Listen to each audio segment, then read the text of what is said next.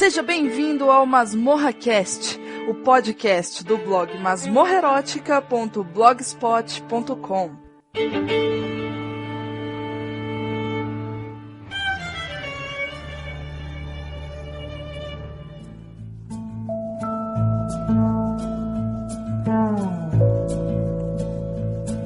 Eu ando pelo mundo prestando atenção em cores que eu não sei o nome. Cores de Almodóvar, cores de Frida Kahlo, cores...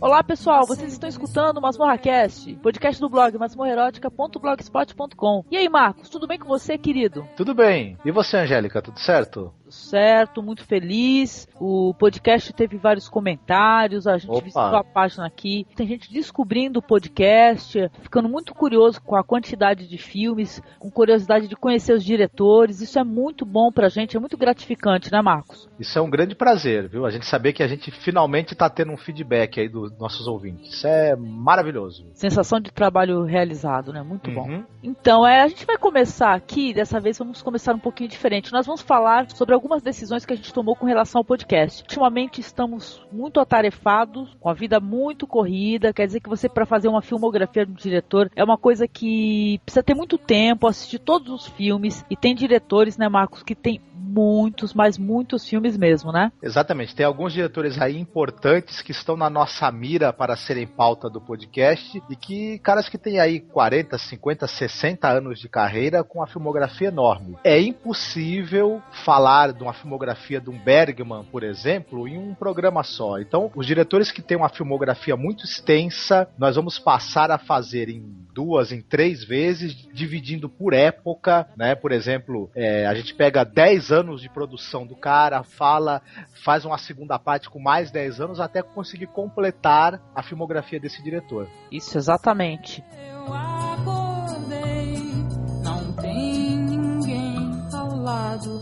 Pela janela do quarto, pela janela do carro, pela tela, pela janela. Quem é ela, eu vejo tudo enquadrado. Remoto controle.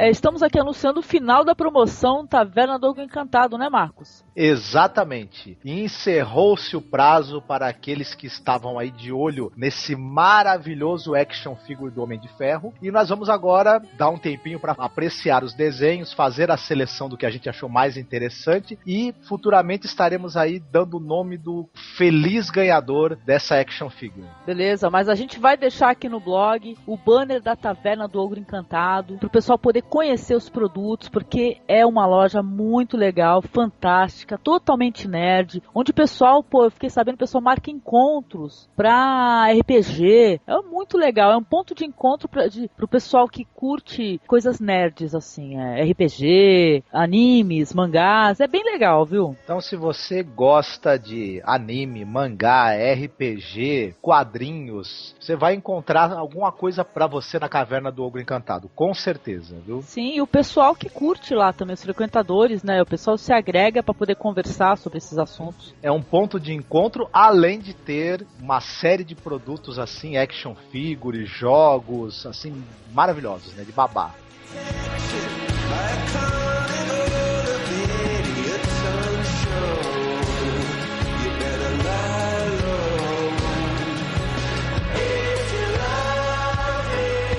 E por último aqui, nós vamos fazer alguns agradecimentos, né? Eu gostaria de agradecer, o Marcos sabe, eu participei do podcast do Plantão Filmes com Legenda, e foi muito legal, foi muito gostoso conversar com o Leonardo, com o Hugo, com o Luciano, né? Foi bem prazeroso mesmo. O Marcos ficou morrendo de inveja, né, Marcos? Eu fiquei morrendo de inveja de você dando risada com aquele pessoal. Qualquer hora eu vou dar risada também. Então, muito obrigada ao pessoal do Filmes com Legenda, que é esse pessoal que também ajuda a prover aqui o conteúdo pra gente poder ter o que falar, né, Marcos? Eu até agradeci lá pra eles também durante o podcast, né? E agradecer ao pessoal do Tosco Chanchada, que colocou lá um link lá pro nosso blog, Marcos. Exatamente. Muito obrigado por esse jabá que eles fizeram pra gente. Excelente. Nós já estamos aqui colhendo os frutos dele, né? Estamos com mais listeners, com mais comentários. Isso também se deve ao pessoal que muito generosamente divulga o podcast da gente nos seus blogs, blogs, nos seus sites. É um prazer muito grande e é uma grande ajuda, sabe, que a gente recebe também aí do pessoal da podosfera. Aí é muito legal mesmo. Às vezes eu não tenho a oportunidade de agradecer ao pessoal do Filmes com Legenda, mas é o seguinte, muito do acesso que a gente tem a certas obras para poder assistir e a poder comentar aqui e fazer os podcasts se deve ao trabalho desse pessoal, de postar aí filmes que você não tem no circuito comercial, que você não consegue assistir numa sala de cinema, e eles dão a possibilidade da gente ter acesso a isso com legendas, prontinho para você baixar e assistir. Então, na verdade, também o trabalho deles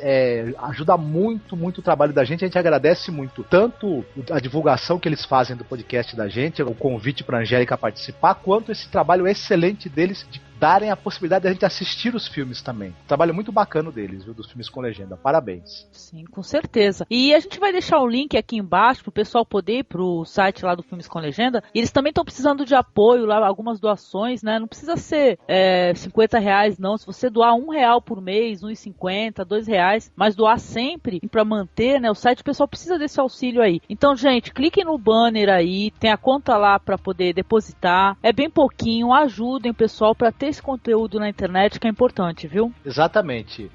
Você contribuindo com eles, você doando o que você quiser, entendeu? Não tem um valor especificado, quanto você achar que você deve. Quem tá ganhando é você, na verdade, que é o usuário do site, a possibilidade de encontrar essas obras cinematográficas que eles postam ali. Só quem tem a ganhar é você mesmo, usuário do site dele, né? Com certeza. Quem puder ajudar, quem puder contribuir, que baixa e assiste aos filmes, contribuindo com eles, dando a sua doação, você vai estar fazendo bem a você mesmo, na verdade. Concordo plenamente. Visitem lá e ajudem.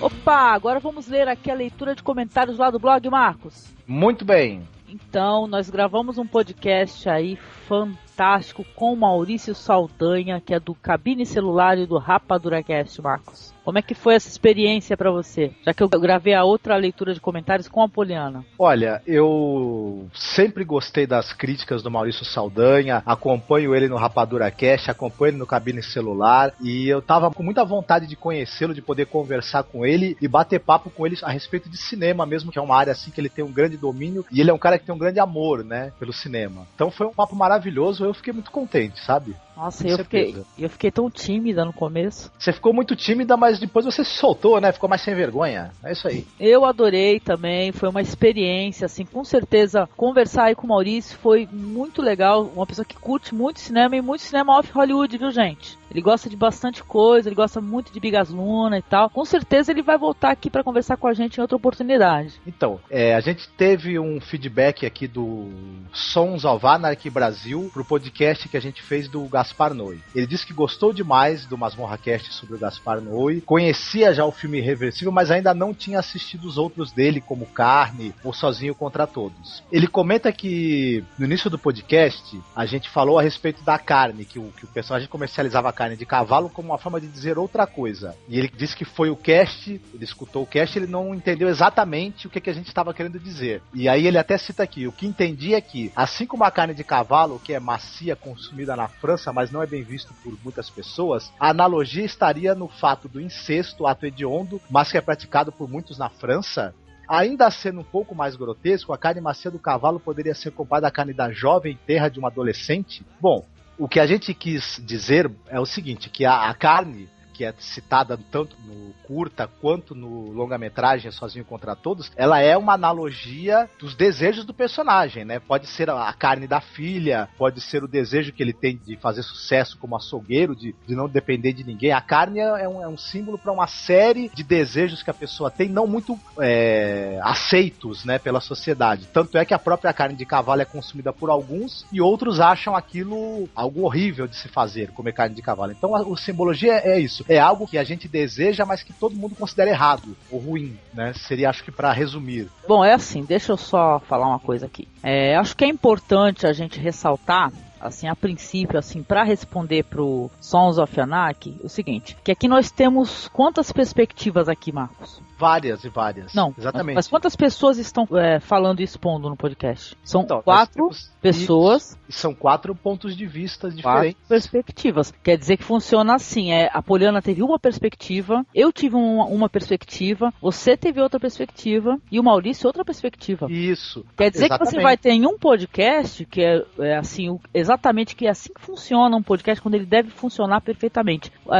Às vezes não há nem concordância, porque elas não vão ter todas as mesmas perspectivas. Quer dizer que a Poliana ela entendeu uma metáfora, o Maurício já foi para outro lado, eu fui para outro. Quer dizer que você que é o ouvinte, vocês que vão pegar todas essas perspectivas e ver se vocês concordam com essas perspectivas, se vocês acham que procede ou não, entendeu? É interessante, eu gostei aqui do comentário dele. Isso, a gente não tinha intenção de fechar a questão, e sim de abri-la, mais ainda. Muito mais, porque é que nem a gente comentou dentro do podcast. O podcast ele teve mais de 3 horas, tanto que ele foi dividido em 2 partes. Ele tinha condições de demorar muito mais, porque é muita porta que vai se abrindo. Conforme você vai conversando, você vai se explorando e não para nunca, entendeu? Isso aí pode demorar, né, Marcos? Muito tempo mesmo. Queria só esclarecer também, rapidamente, a pergunta que ele fez, que a analogia estaria no fato do incesto, ato hediondo, mas que é praticado por muitos na França. O que a gente não quis dizer é que os franceses pratiquem incesto à torta e à direito. O que a gente quis dizer é que o incesto, as estatísticas de incesto na Europa, especificamente na França, elas não são menores do que no terceiro mundo, por exemplo, nos países do Oriente. Essa estatística na Europa também é alta.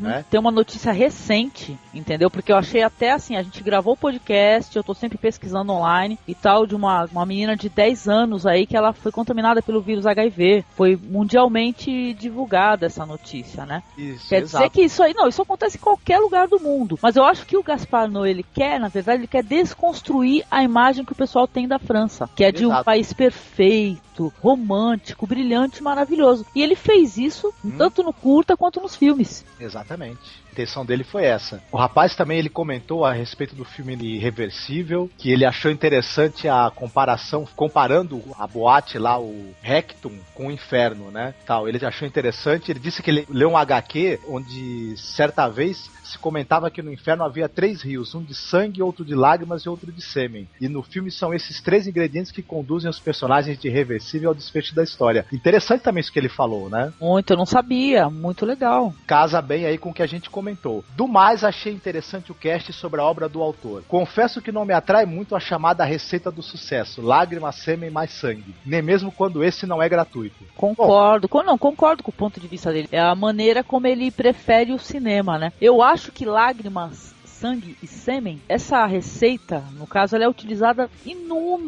inúmeros filmes, séries e tal, que o pessoal não percebe isso. Porque isso daí é só pra ilustrar, na verdade. Seria o que? O drama, o sexo e a violência, não é verdade? Exatamente isso. Sons of Anarchy Brasil, muito obrigado pelo seu comentário, bem interessante, bem inteligente, bem questionador. Continue escutando o nosso podcast e dando feedback pra gente, viu? Muito obrigado. Ficamos muito felizes, muito obrigada, porque é muito legal você receber um comentário que o pessoal fez uma análise, sabe? O pessoal prestou atenção, o pessoal teve dúvida, perguntou, isso é muito bom. Com certeza pode comentar sempre aqui que a gente vai responder e vamos tentar, né? Pelo menos tentar esclarecer. Foi um prazer e muito obrigada, viu, querido? Então eu vou ler aqui o comentário da Poliana. A Poliana, ela comentou porque ela não participou do podcast. Ela só participou da introdução. Ela falou assim, ela falou que vai comentar aqui como ouvinte, porque ela não participou, né? Ela falou que achou simplesmente fantástico. Falou que a explanação de todos foi muito boa e profunda. Ela falou que ela adorou a exploração da simbologia. E ela disse que de todos o que ela mais gostou foi o Sozinho Contra Todos. E que ela achou divino. E ela gostou como a gente teve a coragem, assim, de abordar essas questões polêmicas, sabe? Como estupro, incesto, violência. Que é uma coisa que não é em qualquer podcast de cinema que você faz, né, Marcos? Exatamente. Sem tomar paulada, pelo menos. Não tomamos paulada, né? Ou até tomando paulada também, de vez em quando, tem que encarar uma paulada pela frente. Não tem jeito. E ela falou assim, uma última coisa. Ela falou que bem no início do podcast, ela falou que nós comentávamos sobre a dificuldade que é encontrar filmes e que há uma maior facilidade para encontrar livros, né? E ela comentou que nesse ponto ela teria que discordar, porque ela falou que é da área de literatura, já faz algum tempo, e ela sofre muito para encontrar certos tipos de livros. Simplesmente eles nunca chegarão ao Brasil, ou então nunca mais serão editados. Cinema e literatura mais alternativos sofrem do mesmo mal. Você concorda, Marcos? Eu concordo com ela, viu? Nem tudo em literatura você acha. Infelizmente eu concordo com ela. A gente fez essa comparação com a literatura. Algumas coisas de literatura alternativa a gente consegue encontrar, mas muita coisa ou não é mais editada ou nunca foi editada, como ela mesma falou, e aí os leitores assim que tem aquele gosto mais seleto ficam órfãos, né? Sim. Ou então são obrigados a ler em outra língua, né? É verdade. Os leitores ficam órfãos e nós, os cinéfilos, também ficamos órfãos aí porque muita coisa simplesmente não é acessível pra gente. Problema de distribuição, sabe, vai ser sempre a mesma coisa, né? É assim mesmo. Muito obrigada aqui por toda a ajuda que você dá aqui pro blog, tá? Teu comentário foi maravilhoso também. Valeu mesmo, minha querida. Muito obrigado a Poliana, nossa colega aqui, nossa companheira, e estamos aí, sempre juntos aqui, falando sobre cinema. Com certeza. Recebemos mais um comentário aqui do podcast do Gaspar Noé, o comentário do Kio. Mesmo não conhecendo o trabalho de Gaspar Noé, não senti dificuldade em ouvir o programa. Vocês falaram com tanta desenvoltura e riqueza de detalhes que, além de me inspirar em conhecer sua filmografia e buscar interpretá-la, passarei a ficar mais atento ao chamado cinema alternativo.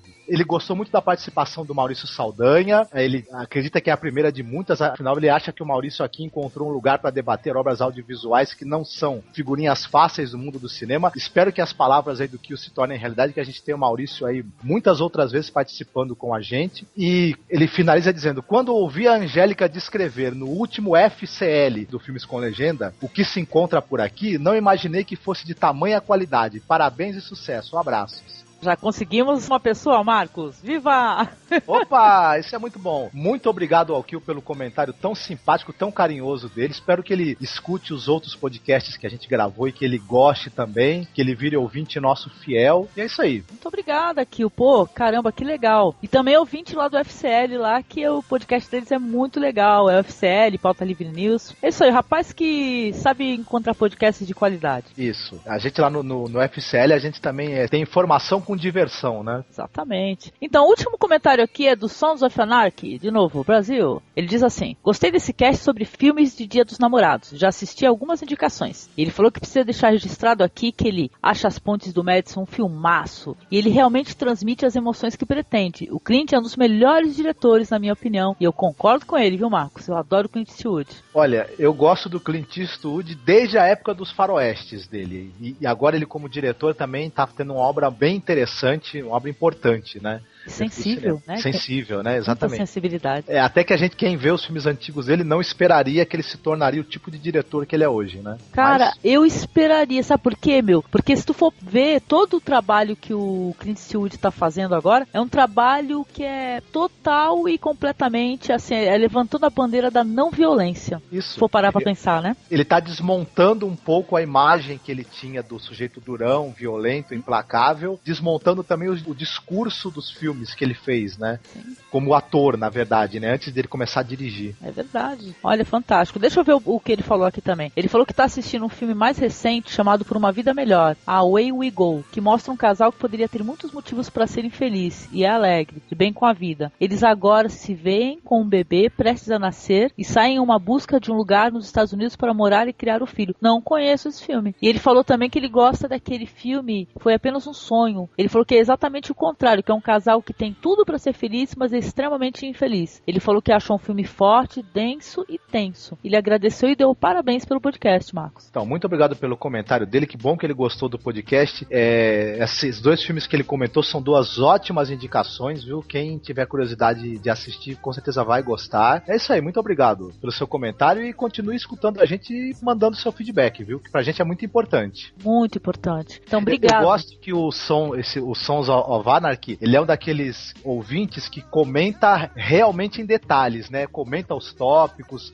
faz outras sugestões de outros filmes. É o tipo do comentário que eu gosto bastante de ler também, de receber, viu? É um comentário relevante, né? Eu, assim, só citando de passagem, né? Eu escutei em streaming o podcast do Radiofobia, né? Que eles fizeram um podcast sobre top comentaristas, né? Conversando com os top comentaristas, né? Falando do, por exemplo, do All Might, do Samuel Varela e tal, né? Eu fiquei lá no chat, enchendo o saco do pessoal e falando o comentário genérico, é aquele comentário que a pessoa, sabe, não escutou o podcast, ou a pessoa, sabe, só colocou baixando, assim, com vários Os, né, no final. Quer dizer que é tão bom, a gente se sente muito agradecido, porque a gente recebe, normalmente, comentários relevantes, né? O pessoal pensa, o pessoal escutou, o pessoal não saiu comentando qualquer coisa. Então, olha, isso daí faz realmente que a gente sinta vontade de continuar. Exatamente. Certeza. A gente faz sugestão de filmes pros ouvintes, os ouvintes nos devolvem fazendo outras sugestões de filmes pra gente, né? Isso é muito bacana. Muito mesmo. Muito obrigada, viu, Sons of Anarchy?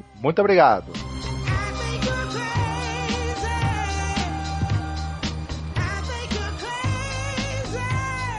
Por último aqui, pessoal, nós gostaríamos de agradecer aqui mais uma vez, tá? Porque participou com a gente nesse podcast o Rod Reis, a Priscila, a esposa dele, os dois do podcast Papo de Artista, o Rod também tem o Mundo Rod podcast. E, poxa, pra quem não sabe, é a segunda vez que a gente tenta gravar esse podcast, tá? A gente vai deixar lá no final, lá, no podcast do Oscar, Marcos, lembra? A gente falando, olha, o próximo podcast é sobre os mestres da pintura. E ocorreu um problema, a gente acabou perdendo o podcast. Quer dizer que passou já algum tempo, acho que na verdade até mais meses, né, Marcos? Exatamente.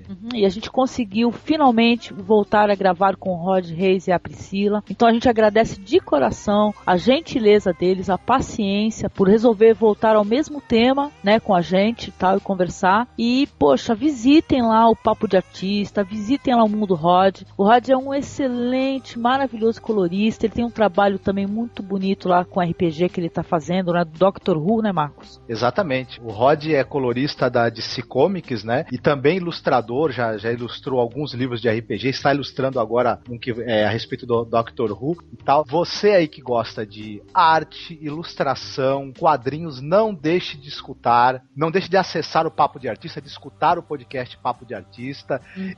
Escute também o podcast do Mundo Rod, que é muito engraçado, muito divertido. Aproveitando também para falar que você que escutar esse podcast agora, e você vai falar, poxa, mas faltou falar de alguns filmes e tudo. A gente até vai falar no podcast que nós vamos também fazer uma segunda parte no Papo de Artista, com o Rod e com a Priscila. Estão faltando, sim, alguns filmes, tá? Só que como um podcast o pessoal interage, o pessoal conversa, o pessoal traz mais assuntos, às vezes a respeito sobre o mesmo filme, né? Quer dizer que não deu tempo da gente poder abordar tudo. E nós vamos, o Rod, ele sugeriu que nós continuássemos a conversa lá com ele no Papo de Artista. E é o que vai acontecer. A gente vai colocar aqui também um link para vocês poderem visitar lá o blog do Rod Reis e da Priscila. Agradecer de coração a todos que participaram, a Poliana também, que foi muito legal. Foi muito bacana o papo, foi muito produtivo. E vem cá, quando é que eu vou escutar a Priscila, a Poliana e você de novo no Mulherada, hein?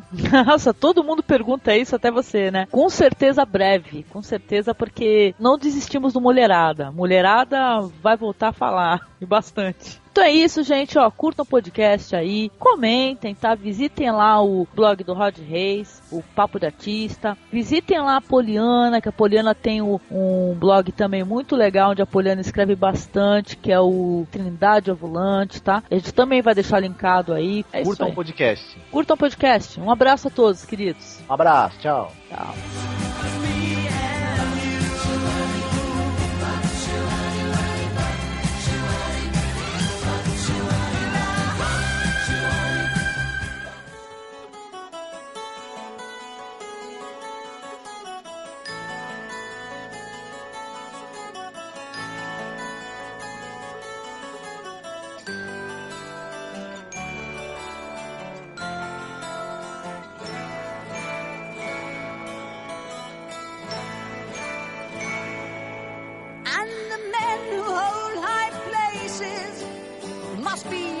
To start to mold a new reality closer to the heart, closer to the heart.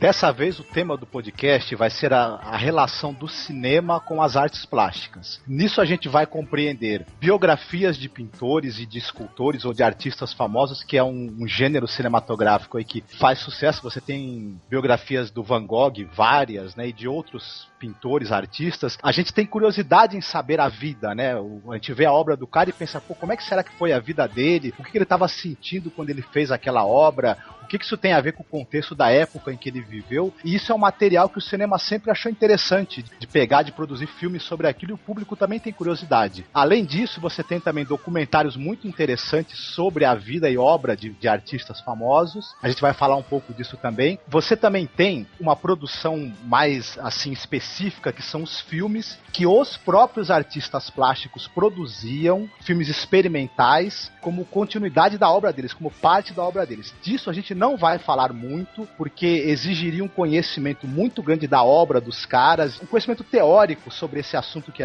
eu pelo menos acho que eu não tenho alcance, então a gente vai deixar isso um pouco de lado, que tá mais pra linha do cinema experimental. Quem tiver interesse nessa produção que eu falei de cinema experimental, criado pelos próprios artistas plásticos, como o Marcel Duchamp, Man Ray, tem um site chamado Ubu Web. Então a pessoa tem acesso a esses filmes do cinema experimental criados por artistas, pode baixar para assistir, estão em domínio público. Então quem tiver interesse mais nessa área específica pode procurar nesse site. Nós vamos nos ater mais aos filmes documentários ou biografias de pintores, escultores, etc.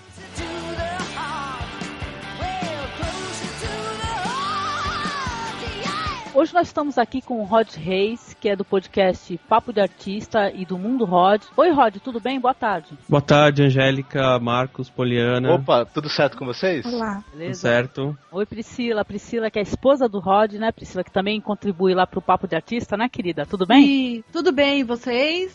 Tudo ótimo. Com a Poliana. Olá, Angélica. Eu sou do Trindade Ovulante, cruxcredos.blogspot.com. E com o Marcos, que é o companheiro de gravação aqui do Masmorra, né, Marcos? Tudo bem, querido? Tudo certo com vocês? Eu tô ótimo.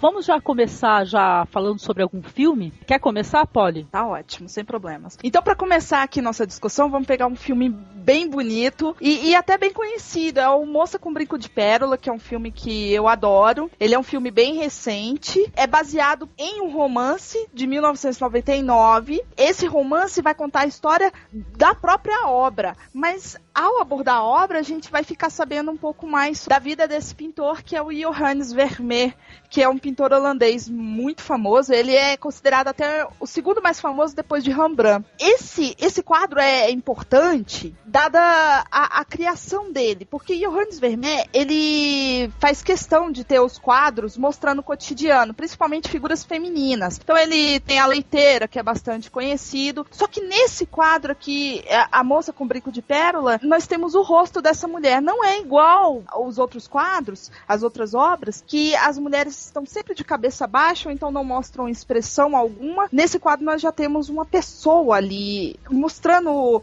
o que ela sente. Então, por isso que o filme é tão importante. Temos a Scarlett Johansson, né, e o Colin Firth fazendo os papéis principais. E principalmente, o que é mais interessante aqui é mostrar que não é um filme autobiográfico. Não, isso daqui não é de forma alguma autobiografia. A realidade é outra, totalmente díspare da que é mostrada no filme. Ele realmente morreu pobre, ele morreu aos 43 anos e a esposa teve que vender todas as obras dele para a prefeitura por uma bagatela em troco de uma magra pensão. E das suas 35 obras, 20 estão perdidas. Então todo esse mistério, eu acho que faz o enredo do filme ser o que é. Que realmente é um enredo muito bom, que conta a história dessa menina pobre, que vai trabalhar na casa do pintor, passa ali por todos os conflitos. Ele abriga essa garota primeiro como um aprendiz e depois disso como a sua modelo. Então assisti Moça com Brinco de Pérola, né? Produção de um cara famoso também, que é o Anand Tucker, né? Que ele tem um filme chamado Hilary and Jack. Filme bem conhecido desse cara também, né? E tem uns lances interessantes que eu andei pesquisando por aí sobre esse negócio da pérola, né? Que talvez tenha assim uma certa analogia com a própria personagem da Scarlett Johansson faz, né, que é a Grit. Pérola, que é um símbolo ligado à água e à mulher, nascida das águas ou nascida da lua, né,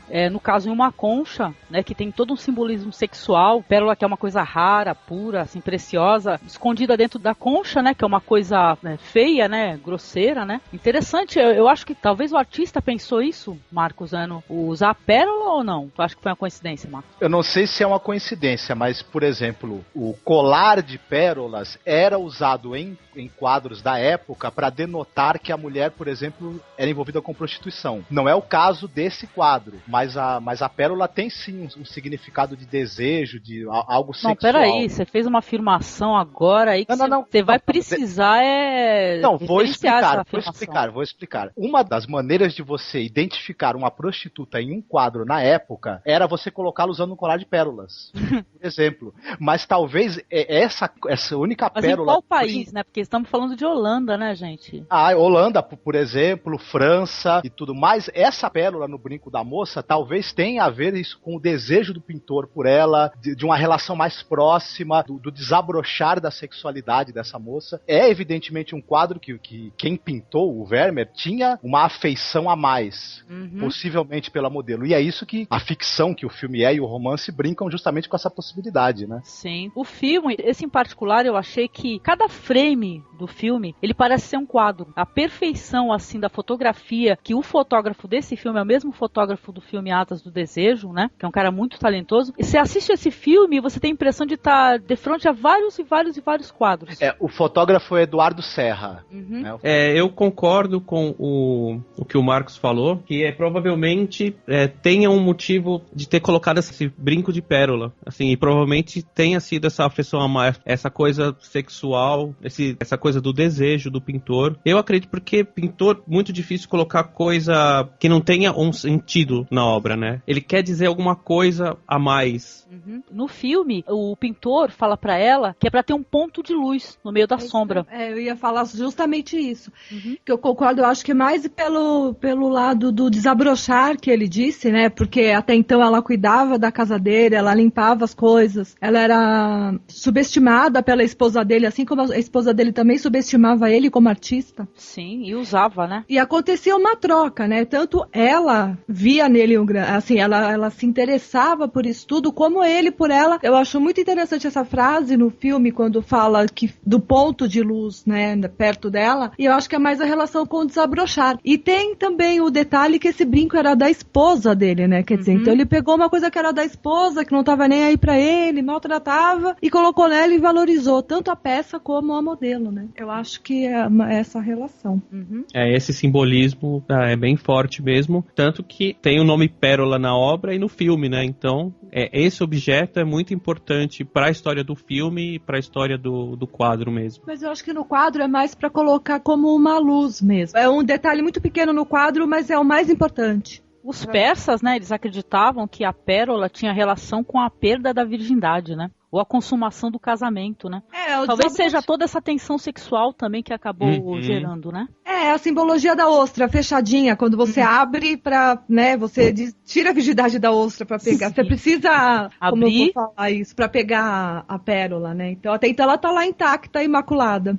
Perfeito simbolismo, né? Só pra complementar, que o que você falou, Angélica, também da fotografia, eu acho muito legal também esse filme. É muito bonito. Cada imagem, assim, ela para um pouquinho, ela forma como se fosse um quadro que utiliza as cores que ele usava, né? Que remete bastante à obra dele. Né? E isso eu achei bastante legal. Isso, eu, como artista, eu gosto das cenas que ele tá montando as tintas lá, ele tá... É lindo isso, né? Muito legal. Cores, os pozinhos, tá ensinando a Grit a mexer também, isso eu acho bem legal. Tem tudo isso, né? O filme traz isso pra gente, né? A gente vê um contexto da época, vê como esses artistas fabricavam suas tintas, né, gente? Eles ficavam misturando as tintas, isso é muito legal. Eu só queria ressaltar duas coisas assim que eu acho interessantes nesse filme, pra gente até poder passar pra outro. Uma interpretação espetacular do Colin Firth, eu não gostava muito dele, depois que eu assisti esse filme eu fiquei fã do cara, e também você tem aí, nesse filme você praticamente lançou a Scarlett Johansson, né, que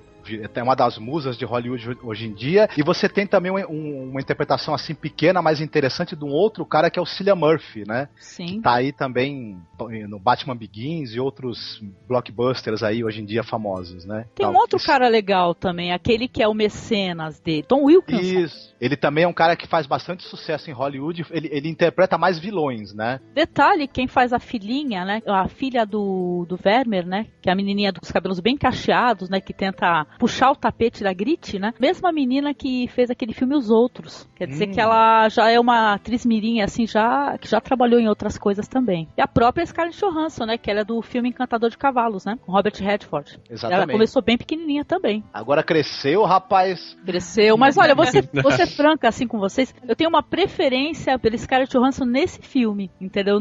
Por mais bonita que ela seja, etc e tal, mas eu acho que Hollywood tá explorando a beleza dela de uma maneira assim que, sabe, que não tá deixando ela crescer como atriz, por exemplo. Eu acho que ela tem mais pra desenvolver ali, mais pra mostrar pra gente, mas é opinião minha, né? Eu não sou homem, né? Veja bem, não vou ficar babando.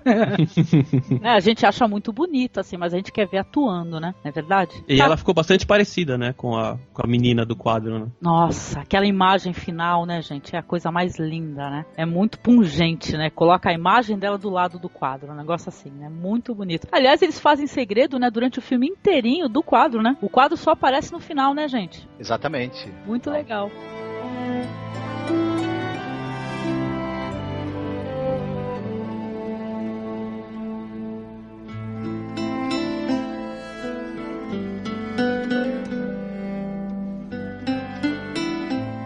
E aí, vamos passar pro próximo, então? Eu quero falar do filme Basquiat, Traços de uma Vida, que conta a história do Jean-Michel Basquiat, que foi pego das ruas pelo Andy Warhol, e aí mostra toda essa subida dele pro sucesso, mas também mostra todo o lado ruim, que é aquela coisa que permeia todo o que é relacionado com o Andy Warhol, né? Que é ele pegar um artista lá da época, acolher, ou pegar alguém que está precisando tipo, de um meio de se expressar, né, artisticamente. Ele mobiliza toda essa parte daquela época lá, artística de Nova York, mas é tudo também cheio de droga e, assim, ele explora bastante esses artistas, né, e quase todos, assim, terminam esgotados ou pela vida das drogas ou também por ele usar pra ele, e ele ficar conhecido usando isso e o artista mesmo ser em segundo plano e não ter esse suporte, porque o artista, quando ele tem muito espaço para liberar, né, essa veia artística dele, essa expressão, tem uns quando não tem suporte, seja de família, seja de quem tá ajudando, se dá mal. É isso, assim, a maioria dos filmes que você vê, que é uma cinebiografia de artista, mostra que o artista, quando, assim, ou ele precisa de muito espaço para se liberar, ou seja, ou familiar, ou uma estrutura, né? Porque ele é muito desequilibrado, né, assim, nessa coisa de a arte, às vezes, é tão grande dentro dele que desequilibra. Então ele fica ou tem problemas psicológicos ou tem problemas com drogas, né? Não é estável a vida do artista. Isso que até gera muitos filmes, porque a vida do artista é muito cheia de dramas sociais e dramas pessoais e sim. E falando particularmente desse filme, o Andy Warhol, ele acolhe esses artistas, mas não dá o suporte necessário, né? Por isso que fica uma coisa muito intensa, de artes intensas e vidas intensas, mas que no final não dá tão certo. Entendi. Eu vou repetir o que eu disse da outra gravação. É que eu não concordo com isso. Eu concordo com o que ele falou sobre os artistas, que tem que ter um contraponto, tem que ter um equilíbrio, expressão, então você tem que ter um equilíbrio como tudo na vida, como as pessoas que são muito inteligentes também são incompreendidas e não conseguem viver em sociedade. Mas especificamente falando do Andy Warhol, é porque eu acho que isso virou muito... Todo mundo fala isso, só que não era ele, eu acredito nisso, era a sociedade da época, como um geral, é que ele era uma pessoa que se destacou, mas era assim, todo mundo fazia isso, todo mundo era muito drogado, todo mundo era muito louco, era uma maneira de vida comum. Inconsequente. Comum e inconsequente, mas também extremamente criativa. Acho que foi uma das épocas mais legais, assim, mais modernas, de expressão de criatividade. Não, e falando desse filme especificamente, é legal que ele é interpretado pelo Bowie. O Andy Warhol sim. é É o Bowie. sensacional. É sempre legal poder ver o David Bowie, né, nos filmes, né? Uhum. É. Não, eu ia falar que eu acho ele uma figura interessantíssima. A começar Uhum. pelos olhos, né? Olhos, um de cada cor, isso é muito Eu acho que ele é eu tão... sou fã. Eu também, eu acho que ele é tão bom ator quanto cantor, quanto tudo. Eu sou maior fã dele. Ele é ótimo. A gente ainda vai fazer um podcast falando um pouco sobre a vida do David Bowie, quando der. Ó, merece. Eu não sou fã de quase ninguém, mas ele acho que é um dos 3, assim, que eu... Ele é maravilhoso. O Andy Warhol, como ele via a arte como um meio de consumo, né? Então, da mesma forma que ele via a arte com esse viés de consumo, acabava sendo consumido, mas como ele era assim, o todo-poderoso, né? As pessoas poderiam consumir ele não se entregaria. Mas as outras pessoas em volta dele, que eram consumidas por ele e por todo o público, não tiveram a mesma sorte. Entendi. Não, entendi. Quer dizer que ele como uma pessoa que ele olhava a arte como um meio de consumo, tanto que ele tem uma obra muito famosa, que é aquela da lata de sopa. Não é isso? Quer dizer que ele também tratava as pessoas como consumo, né? Descartáveis, ou não? Também, mas é que assim, ele também se ferrava. Ele tinha sérios problemas com a pele, com a saúde. A diferença é que ele não descia do salto nunca. Ele não perdia o glamour todo, entendeu? Mesmo que fosse de mentira. Isso também aí seria uma outra reflexão, teria que ter um podcast só disso. Porque era a expressão do que era a arte dele, né? Então, essa coisa do rótulo, essa coisa da embalagem. Vocês acham que faz parte da genialidade da pessoa também esse monte de conflito interno, esse negócio de se atirar de cabeça, de ficar às vezes total e completamente na merda, né? Será que faz parte isso também? Porque a gente eu não gosto muito quando o filme aborda simplesmente isso. Né? A arte pessoal e não a arte do artista. Ou como se a arte fosse um reflexo da loucura dele. Eu acho que é o contrário. Eu acho que a arte é o reflexo da sanidade dele. Perfeito. Sim, concordo. A gente viu isso em outros filmes que o pessoal teve foco errado. O pessoal focou na vida do artista, não na arte, né? Fica uma coisa menor a arte da pessoa, né? Não dá pra separar porque a arte é tudo o que faz parte da pessoa, do artista, né?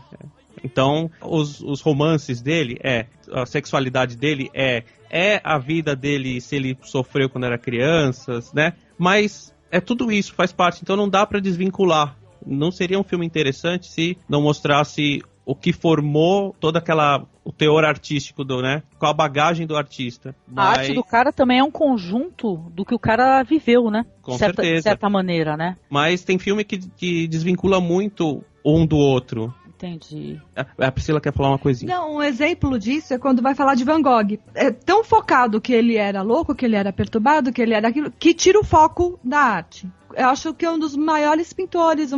Tudo bem que a personalidade dele era intrigante, tinha tudo isso, não tem que se deixar de... Não tem como não falar. Só que o que o Rodrigo falou, a arte fica em segundo plano. E acaba sendo o mais importante, né? Você acho que desmerece o resultado e fica só dando a atenção maior ao que o cara era, não ao que ele produziu, né? Sim. Então, em cima do que o Rodrigo e a Priscila falaram, uma coisa interessante sobre você estava falando sobre o Van Gogh e como às vezes o cinema ele se preocupa mais com a vida pessoal, os dramas, o sofrimento do que a arte. O exemplo do Van Gogh, olha, caras com problemas de adaptação e problemas psicológicos que se automutilaram e eram sustentados pelo irmão, você tem milhares por aí. Agora, o cara que ao longo de 7 anos ele aprendeu a desenhar, aprendeu a pintar, produziu mais de 1.200 obras que resistem ao tempo e é o cara que tem o segundo quadro mais caro da história da humanidade, só tem um. Então, na verdade, eu acho que a obra é mais interessante de ser focada do que a vida no final das contas. A vida seria o pano de fundo de como a obra foi produzida, mas às vezes o cinema ele acaba não tendo essa visão, preferindo os draminhas pessoais ali. Agora, voltando ao Basquiat, vai entrar num filme que eu queria falar, porque eu assisti o filme Basquiat do Julien Schnabel e tal, essa biografia desses anos aí loucos em que o Basquiat foi ascendendo à fama, mas o Basquiat participou de um filme como ator, que é um filme chamado Downtown 81. Ele foi produzido, ele tem esse nome, ele foi produzido entre 80 e 81, só foi lançado 20 anos depois, em 2001, e é um filme que mostra o Basquiat interpretando ele mesmo. Ele é um artista de rua, né, um músico músico de rua que também é pintor, tá vivendo dificuldades financeiras ali, não consegue pagar o aluguel do apartamento onde ele mora, tem um envolvimento ali com drogas. Ele é um cara que tem uma grande afinidade com o pessoal das bandas New Wave, do pessoal do neopunk nova-iorquino. Não é um documentário, é ficção, viu? E tal. É uma ficção, mas tem uma cara de falso documentário. E é interessante esse filme porque mostra bem essa coisa de como foi a vida dele antes de ficar famoso. As dificuldades que ele tinha, que ele vivia meio a esmo em Nova York, tentando vender os quadros dele por qualquer dinheiro para pagar o aluguel, para comer. A relação dele com a música e com a arte de rua, com o pessoal que produzia grafite. É bem bacana. E para quem viveu os anos 80, esse filme tem algo interessante também, porque pega essas bandas aí do pós-punk e da New Wave. Então você tem o Kid Creole and the Coconuts, você tem aquele cara, o Arthur Lindsay, que depois veio morar no Brasil e participou de discos do Caetano Veloso. Enfim, tem um pessoal aí da música também de Nova York dos anos 80 que é bem interessante. Vale a pena dar uma conferida nesse filme aí. É um daqueles que é difícil de achar, né, Marcos? É meio difícil. Mas ele foi lançado em DVD, parece que no Brasil e tudo. Que ano e qual diretor? Ele é um filme de 1981, o diretor é Edu Bertoglio, mas ele só foi lançado em 2001. Demorou 20 anos para ele ser lançado. E é engraçado que quando você vê o próprio Basquiat atuando, fazendo o papel de si mesmo, o filme Basquiat acaba parecendo uma espécie de caricatura dele. Até porque mostra é mais centrado na vida dele depois que ele já estava ficando famoso, que ele estava pirando por causa das drogas e tudo. Mas é interessante vê-lo mais tranquilo e mais humanizado também, nesse filme que ele faz o papel dele mesmo. Tudo. Também mostra o Basquiat produzindo as obras dele e tal, ou não? Mostra, tem várias cenas do Basquiat desenhando e fazendo grafitagem nas ruas. Porque o Basquiat também era meio poeta, ele fazia nos quadros dele intervenções de frases, que ele era grafiteiro também, ele era músico de rua, grafiteiro, depois que ele passou a usar a tela como suporte, né? Até influenciado pelo Andy Warhol mesmo. E foi inserido no mercado das artes pelo Andy Warhol, por intermédio do estúdio dele, que era a Fábrica, né? Que era chamado na época onde tinha os encontros ali dos artistas. O Rod e a Priscila até já comentaram. Pô, que legal. Outro filme que mostra essa parte da fábrica é o The Factory Girl. Isso mesmo. Beleza, também não conheço. Já tô curiosa também. Se vocês quiserem falar um pouco do filme The Factory Girl, que isso é interessante também. Aqui tá bem dentro da pauta da gente. Não, eu acho legal só assim pra complementar o Basquiat dentro do que a gente tá falando do Andy Warhol, né? Como era a vida deles na fábrica, que eu esqueci o nome da menina que ele pega, né? Mas é uma menina que é se eu não me engano, uma modelo que participa de alguns filmes lá, experimentais dele, mas mostra bem essa coisa de ele pega uma pessoa lá pra ajudar, pra fazer parte dessa fábrica, né? Mas é uma história também que não termina muito bem pro lado da menina. Será que talvez seja interessante, então, pro ouvinte, se ele quiser conhecer um pouco mais sobre Basquiat, ele assistir talvez os 3, né, para ele poder acabar usando um como referência para o outro, né, para ele poder conhecer melhor, né? Eu mesmo não conheço muito as obras do Basquiat, para falar a verdade, entendeu? Eu sou meio centrada ali nos antigos, ali, Renoir e tal. Para quem quiser se inteirar mais desse período, eu recomendaria primeiro o Basquiat, o filme, né, que o Rod e a Priscila falaram, esse filme Downtown 81, o Factory Girl, também, que no Brasil teve o péssimo nome de Uma Garota Inesquecível, né? Uia! Título genérico, né? Que horror. Isso. E o Andy Warhol, ele sofreu um atentado também. E isso também foi transformado em filme. O filme chama-se Eu Atirei em Andy Warhol. E até um filme assim que fez sucesso na época no circuito independente, quando ele foi lançado, também é interessante. Eu acho que esses 4 filmes juntos, eles formam um bom painel aí desse período. Pra quem quiser saber mais de Andy Warhol, é fácil achar. Existem várias caixas que vêm 4, 5, 6, todos juntos, esses filmes que ele fazia. Que aí ele pegava uma garota, fazia vários filmes, aí pegava outra pessoa, fazia vários. É a obra dele em vídeo, né? Tem, bem fácil. Na cultura mesmo, a gente acha. Acha. Essas caixinhas que sempre são, acho que tem com 4 ou com 6 filmes. Bem legal, assim, é bem independente, bem pra quem gosta, assim, né?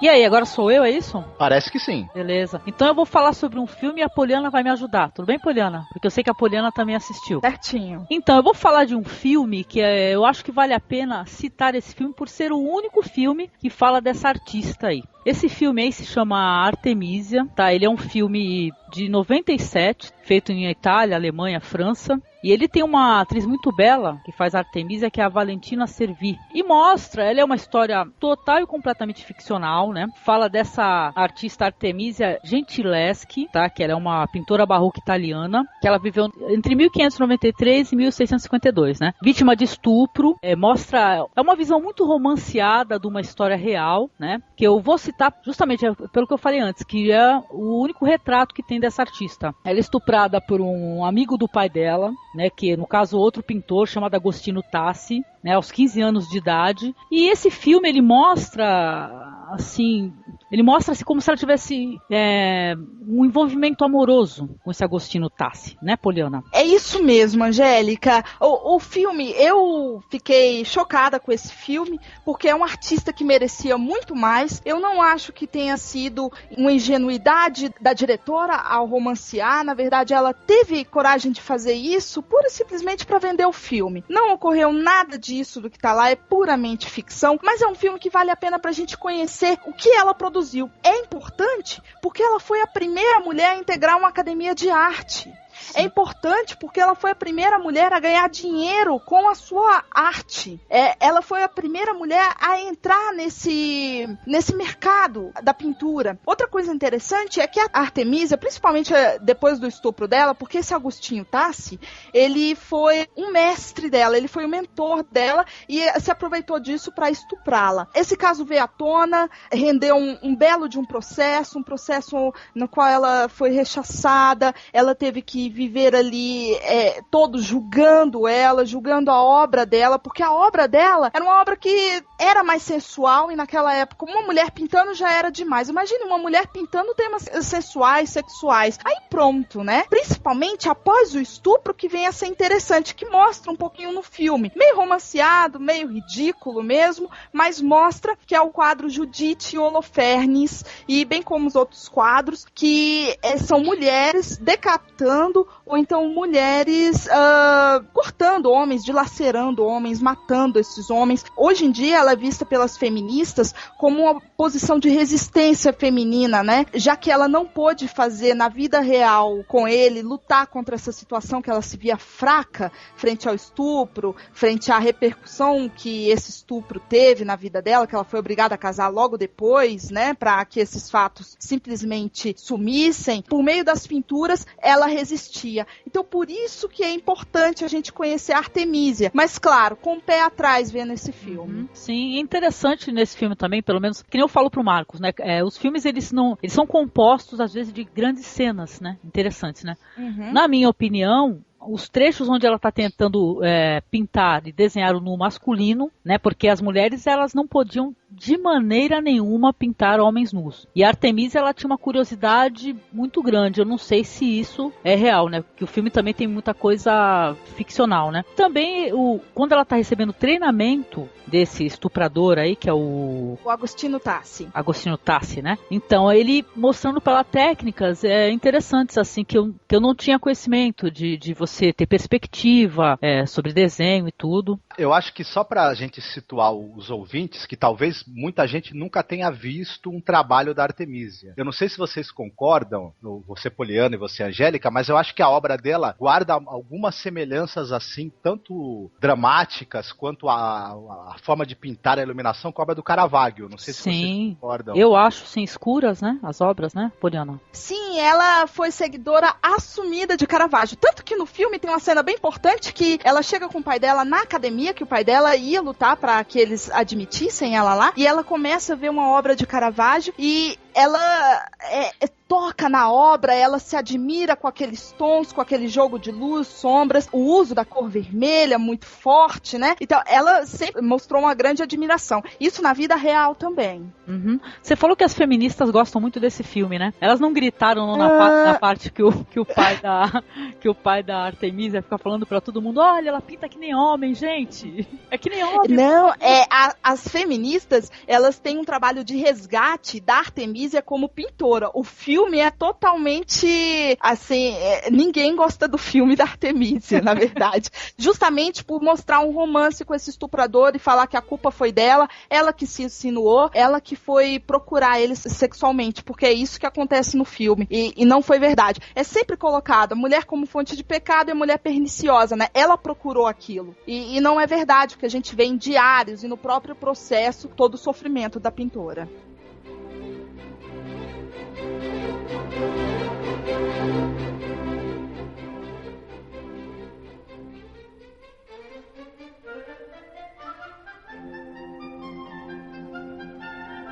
Caravaggio é um filme de 86, dirigido pelo Derek Jarman, que é um diretor inglês já falecido, mas é um cara bem importante do cinema contemporâneo, talvez não tão conhecido no Brasil, mas um cara assim que vale a pena. Ele tem um cinema engajado também. O Poliano tá aqui dando a informação que ele morreu de AIDS em 94, né? Ele teve uma carreira assim tão meio curta, mas meteórica dentro do cinema aí, desse cinema mais autoral. Ele tratava, em muitos filmes dele, do tema da homossexualidade. Ele era homossexual, enfim, e militante também do movimento dos direitos homossexuais e tudo. Ele fez uma biografia do Caravaggio, que não é exatamente uma biografia que conta a vida dele de maneira certinha, cronológica, um fato depois do outro. Ele fez uma espécie de biografia simbólica, né? Ele tenta reproduzir durante todo o filme o espírito no qual foram produzidas as obras do Caravaggio, aquele espírito ao mesmo tempo de questionador, o Caravaggio era uma personalidade bastante forte, até violenta, tinha um pé na marginalidade. O filme mostra muito isso. É um Caravaggio que desde de jovem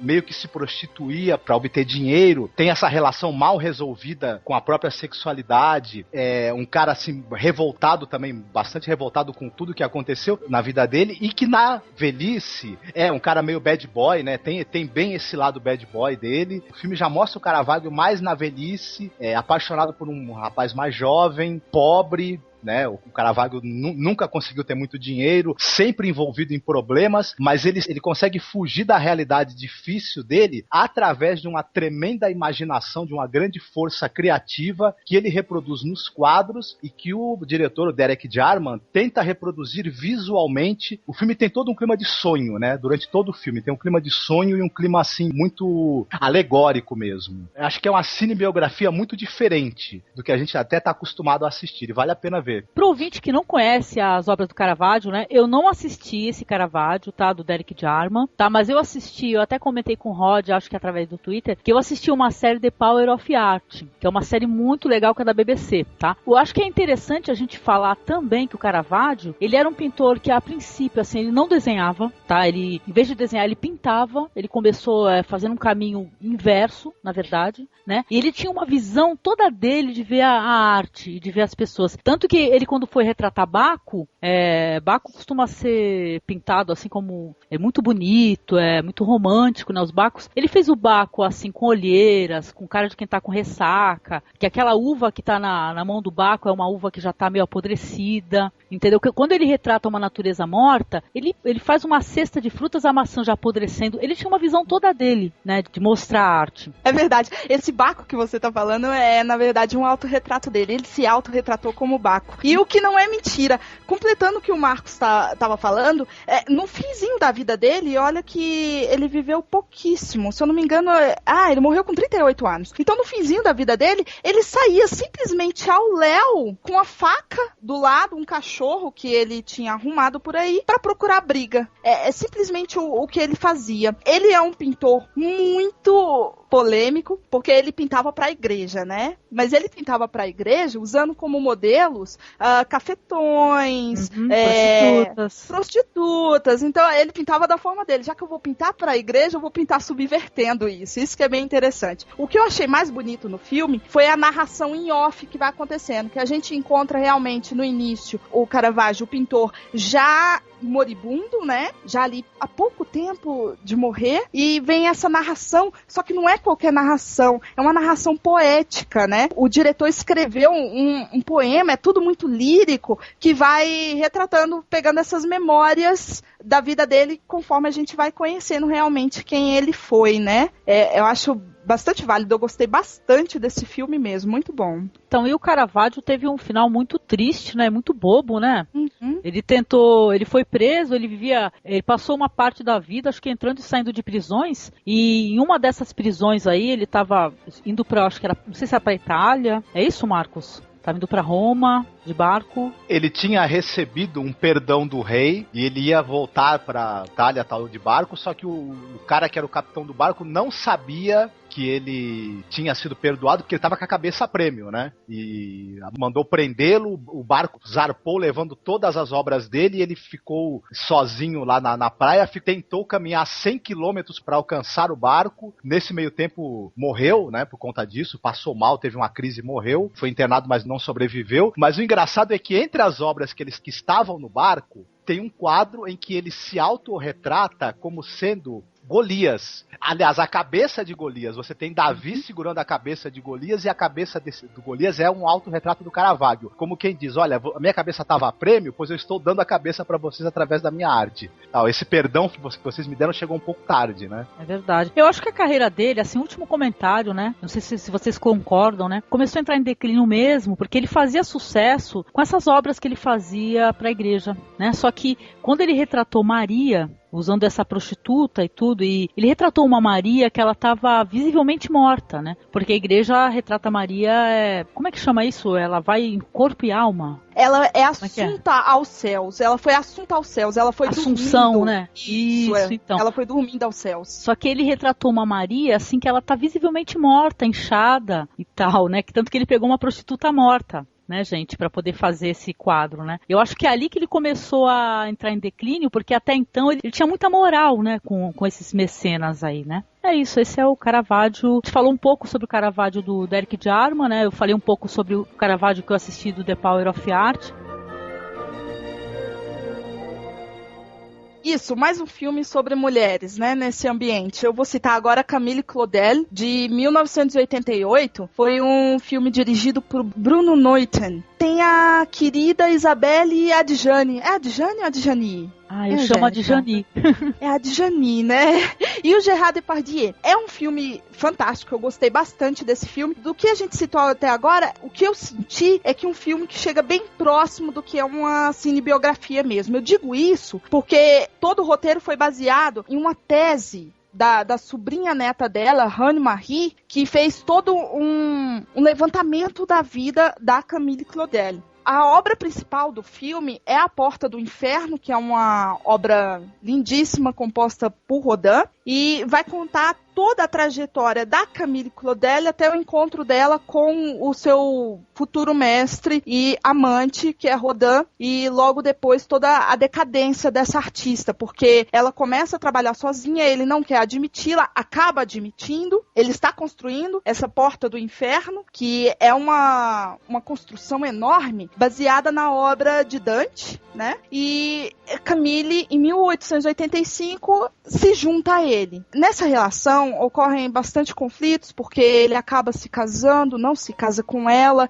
sofre um aborto, não quer mais continuar com ele larga dela, acaba focando aí a história. Só que ela continua produzindo e aí nós vemos como ela vai se decaindo psicologicamente mesmo, que ela vai ficando paranoica, que ela acha que Rodin quer roubar suas obras, Rodin quer envenená-la, ela se tranca no seu estúdio e o pai dela acaba morrendo. Logo depois que o pai dela morre, a família decide internar Camille Claudel, que fica internada por 30 anos em um manicômio, vindo sair de lá apenas morta. As obras dela são fantásticas, retratam principalmente a segunda parte das obras da Camille, venham retratar o que a mulher entende por idade madura, o que a mulher entende por essas relações conflituosas, amorosas. Tem muito a ganhar, pena que a gente conhece pouco dela, e o que a gente conhece dela são as pessoas comparando a Rodin, e o que não é verdade, ela tem muito dela, sabe? Não foi uma relação recíproca, sempre as pessoas colocam Rodin sempre acabei tendo como influenciado pano bastante. de fundo ali pra Camille. É verdade. O que acaba não enriquecendo a obra dela. Também tá tendo um trabalho de resgate muito grande ultimamente na obra da Camille, pra ver que se ela ganha o mundo, né? Agora, você viu, Angélica, esse filme? O Marcos viu? Não vi. Eu comecei a ver esse filme, a atuação maravilhosa da Isabelle Adjani, do Gerard Depardieu, mas não consegui terminar, viu? Por sinal, me diz, a Camille era só escultora ou ela era pintora também? Não. Ela era apenas escultora. O irmão dela era um poeta, né? O Paul Claudel, que é extremamente famoso por suas poesias. E a irmã dela foi uma grande pianista e ela acabou seguindo esse caminho das esculturas. Mas ela acaba que a gente não sabe muito dela porque ela ficou grande parte do tempo com Rodin. Isso é mostrado no filme também. Desde o início da sua vida e depois ali no iniciozinho dos seus... acabando seus 20 anos para os 30 anos, né? Chegando já no que ela chama de idade madura. E todas as obras que ela produziu nesse meio tempo eram assinadas por Rodin. Olha. Então, quando ela diz no seu período de paranoia, ela diz que Rodin roubou tudo que eu tinha, Rodin me espionava para roubar as minhas obras, tem um dedo de verdade aí, sabe? Não é só loucura, não é só paranoia que tem aí, não. Eu só queria citar uma coisa a respeito desse filme, que acho que a Poliana ela já falou muito bem sobre ele, mas em 75, a Isabelle Adjani, ela fez um filme chamado A História de Adélia H. É um filme dirigido pelo François Truffaut. Ela faz um personagem meio parecido com a Camille Claudel. Essa Adélia H era a filha do Victor Hugo e ela tem uma paixão obsessiva e não correspondida por um militar inglês. E ela vai tendo um processo de desestruturação da personalidade e vai enlouquecendo. Foi uma interpretação da Isabelle Adjani espetacular, só que ela acabou não recebendo muitos prêmios por causa disso. Teve umas indicações, mas o filme não teve talvez o reconhecimento que merecia. E alguns anos depois, o Camille Claudel foi uma tentativa de dar uma nova chance também a Isabelle Adjani de fazer um papel muito intenso, né? Como ela já há algum tempo não fazia. Um papel que tem umas semelhanças, porque também é alguém que é uma artista, escultora e que tem essa coisa de acabar pirando por causa de um amor não correspondido, enfim. Dessa vez ela conseguiu uma interpretação até mais espetacular do que ela tinha feito antes e o filme ganhou uma série de prêmios, inclusive César, de melhor atriz para ela, né? A respeito de Rodin e de Camille, mas é que eu já vi, eu acho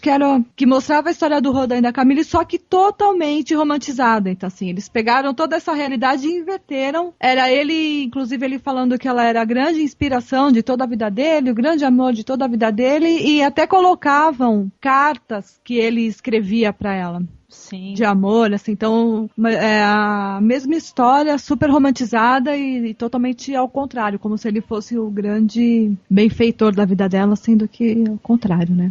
Entendi. Pô, é que a gente não comentou aqui, mas uma boa parte de filmes aí que falam sobre artistas, escultores, pintores, né? Tem muitos que são extremamente romantizados e a gente acaba nem citando. Eu só citei mesmo a Artemisia, porque é o único filme que tem o Artemisia, gente. Eu acho que o pessoal tem que conhecer só pra poder saber, né? Quem é Artemisia, pra não ficar... Mas tem sim, tem tanto filme ordinário aí que tu não queira nem imaginar, ô Priscila. É melhor nem saber. Não, tem, famoso aí, Os Amores de Picasso. É um filme ordinário. Nossa. Chegaram a assistir esse? Então, esse daí eles pegaram a obra do cara, em vez de focar na obra do cara, foram falar dos amores da vida dele, pô. Foi o que o Rod comentou atrás. É aquilo que eu tinha falado, né? Que pegaram só um aspecto da vida dele, aí podia fazer uma história de um Dom Juan qualquer, né? Um velho tarado qualquer que... Velho babão, né? Mas não precisa ter sido do Picasso. Podia ser qualquer um. Desculpe pelo velho babão aí que saiu sem querer. Mas assim, o ator é ótimo, né? O Anthony Hopkins, Nossa, ele caracterizado, ele fica bem fiel à figura do Picasso, mas não acrescenta nada se você quiser saber sobre a arte dele ou sobre a vida mesmo dele. Só se você quiser saber que ele era um velho babão.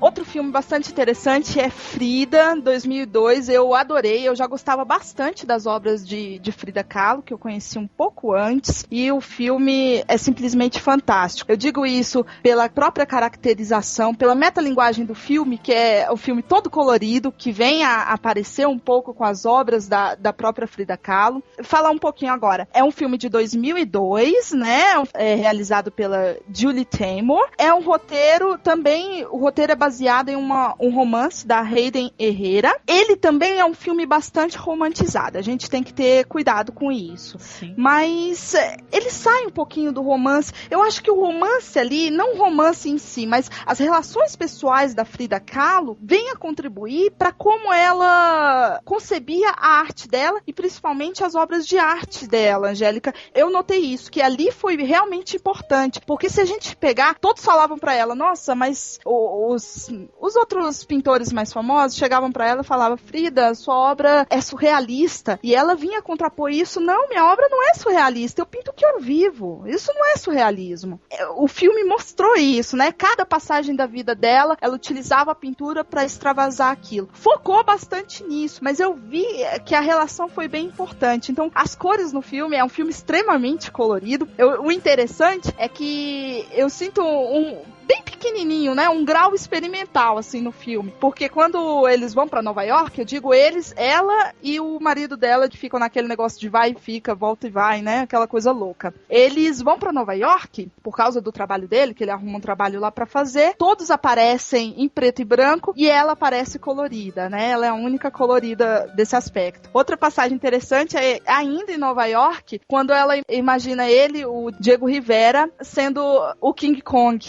Né, sim, é muito engraçado. Ele subindo no prédio, né, em Nova York, querendo pegá-la e tudo mais. É bem interessante essas montagens. E como, um ponto bem interessante também que eu gostei, é como as obras em si são trabalhadas. Nós temos que é um filme bastante educativo, né? Que ele vai mostrando os traços da vida dela, e aí quando chega na hora de mostrar um quadro, mostra a cena em si, e aí vai passando digitalmente pro quadro, e a gente vê que realmente como eles querem mostrar que a realidade dela era totalmente transposta na pintura. Então esse foi um grande esforço pessoal da Salma Hayek. Tem toda a cara, assim, de um filme que o artista, ele quer mostrar que tem um talento, né? E ela é produtora também, né, Angélica? Ela Sim. lutou bastante tempo para que esse filme fosse ao ar. Exatamente, tem música de Caetano, né? As obras da Frida Kahlo são obras muito pungentes, né? Que mostram muito sentimento. Essa é uma artista que, por sinal, já li alguma coisa sobre ela. Ela gostava muito de citar Artemisia como inspiração, né? Justamente por causa desse sofrimento que a Artemisia teve também, né? Ela se sentia uma irmã, como é que eu posso dizer? Uma irmã em sofrimento ali de Artemisia, né? Curto esse filme, eu acho até bacana o jeito que eles fizeram.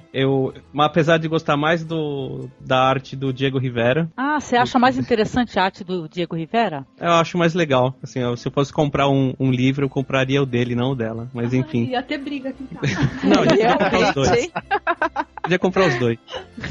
Mas assim, que a Poliana falou, tem cenas que digitalmente viram a pintura, né? Uhum. E isso eu acho legal quando tem num filme, porque isso é um jeito de mostrar que o pintor, quando ele transcreve a realidade para a tela é o que ele vê, né? É o jeito que ele vê a realidade. Então, você vê que cada pintor tem o seu estilo, e esse estilo é muito fiel ao jeito que ele vê a própria realidade, né? A perspectiva dele, né? Do mundo, isso, né? Até a perspectiva filtrada pela própria, entre aspas, loucura dele, né? Porque, de repente, um pintor que distorce tudo, ele realmente tem uma visão distorcida da realidade. Um pintor que as cores são muito estouradas, né? São cores muito vivas, ele realmente vê aquelas cores no mundo. Ou um pintor que passa tudo muito de forma realista, ele vê tudo de forma realista. Então, acho que isso é uma técnica que no filme é muito interessante para representar isso, né? A realidade, de repente, virando a pintura. Uhum.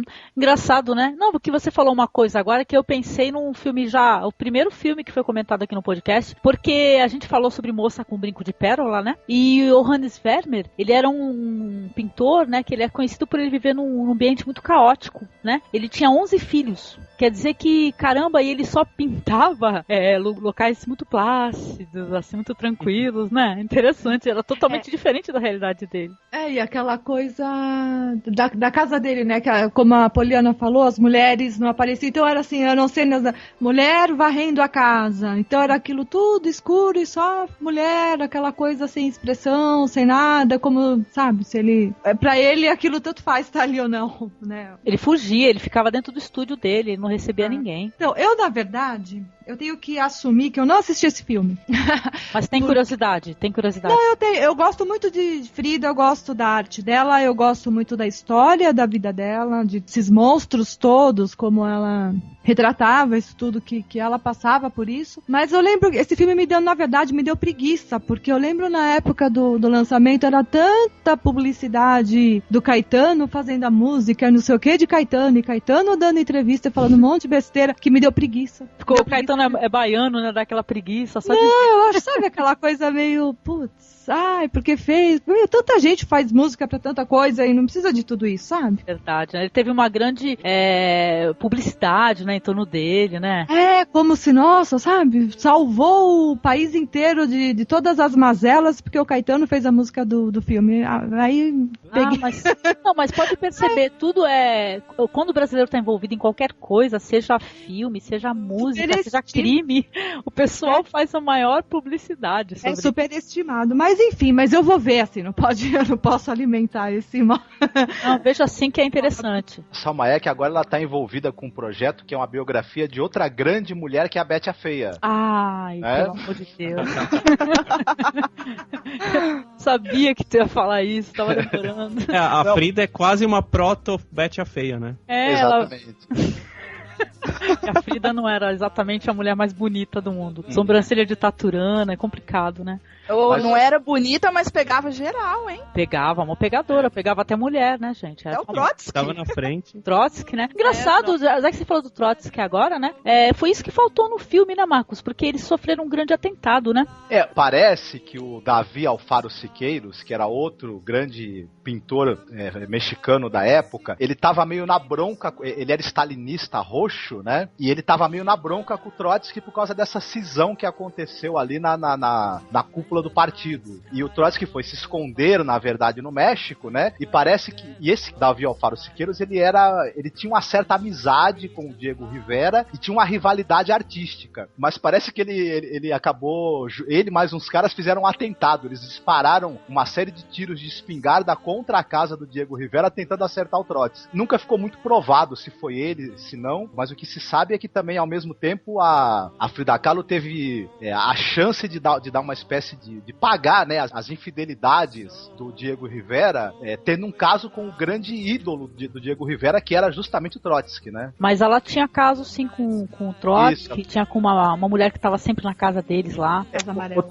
Casa Amarela, né? Casa Amarela. Outra coisa que eu acho interessante nesse filme é que a gente poderia chamar a Frida de sofrida, né? Que coitada, porque a vida dela foi assim, ela alternava sofrimento psicológico e afetivo com sofrimento físico, né? Esse problema que ela tinha aí nas costas, né? Na coluna. Sim. E tudo mais. Colocava tudo isso na tela, né, gente? A maneira maravilhosa como ela retratou isso exatamente nos seus quadros, pra mim, eu até gosto mais também do Diego Rivera, mas eu acho que a obra dela não se desmerece frente a dele de jeito nenhum. É uma obra magnífica e o filme tem essa grande qualidade de conseguir tanto falar da vida quanto da obra, de uma maneira visualmente muito criativa, viu? Bom filme mesmo, é uma boa cinebiografia de pintor, e de pintor, eu acho.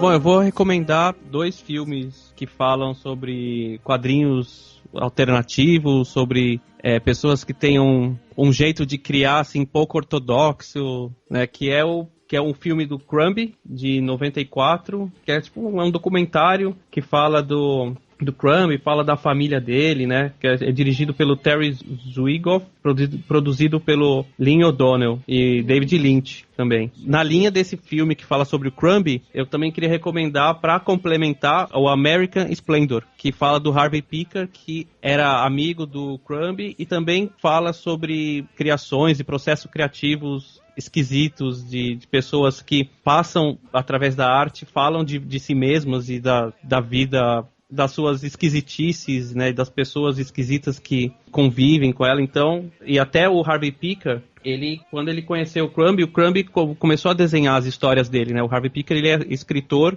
e ele queria contar as coisas engraçadas e tragicômicas da vida dele, e com isso, tanto o Crumb quanto ele foram um dos caras que construíram o que a gente chama tipo do underground dos quadrinhos, né? Que aí é tudo também, se a gente vai ver o Angeli, o Laerte, os caras, eles adoram, beberam na fonte do Crumb. Sim, inspiração, né? O Crumb é fantástico. O American Splendor é de 2003, dirigido pelo Sherry Springer Berman e Robert Puccini. E quem faz o Harvey Picker é o Paul Giamatti. E o do Crumb é o próprio Crumb que faz. Olha que joia, eu não vi o do Crumb, mas esse daí do American Splendor a gente viu, e é bem a cara assim de filme pra quem gosta de quadrinho, né? Quem curte quadrinho, quem produz quadrinho, né, Marcos? Exatamente, eu adoro esses dois filmes.